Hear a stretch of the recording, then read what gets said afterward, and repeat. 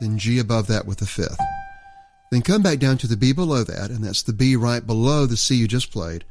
We will use finger 1, come back up to the C with the second, D above that with the third, and then come back to the C, but this time with the first. We're setting up our right hand to be able to stretch up to the note out of its reach. So we have C, E, G, B, C, D, C. And when we add in the left hand. Left hand starts off its C arpeggio with a C, and that's middle C with the fifth. Right hand, that's when you play your C above middle C with the first. These play together, the pedal goes down. Then left hand play the G above middle C with your first, E with your third, back up to the G. Then when you come back to the middle C with your fifth, right hand play the E under your third. Then left hand play the G under your first. Left hand go to the E under your third while the right hand plays the G above the E it just played with its fifth. And then left hand go to the G under your first. Then when the right hand plays the B, below the C it started with its first finger, left hand will play the D right above middle C with its fourth. The pedal comes up at this point. Then left hand play the G under your first, F under your second. When you come back to the G under your first, right hand will play that CD under its second and third fingers. Then right hand come back down on the C right below the D you just played. Left hand, you go back to the C under your fifth, pedal up and down.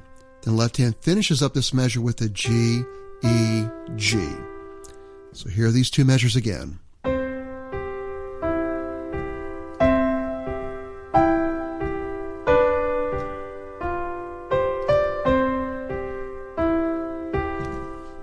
Now let's move on to the next two measures. Here are measures 3 and 4 of section A.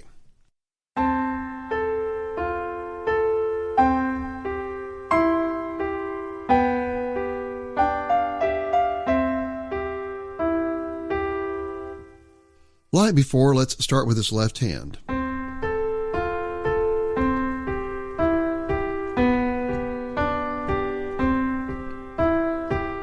So you can hear we're working the notes in a chord again. This particular pattern is called an Alberti bass, very common in this time period. This chord here we have in measure 3 is the F chord, C, F, and A. That's middle C with the fifth, F above that with the second, A above that with the first. For the Alberti bass pattern, we have the C, A, F, A. It does that once, and then it goes back to the C chord, C, E, G, much like what we did in measure 1. So we will play C, G, E, G. And then we have a new chord. It's the G chord, B, D, G.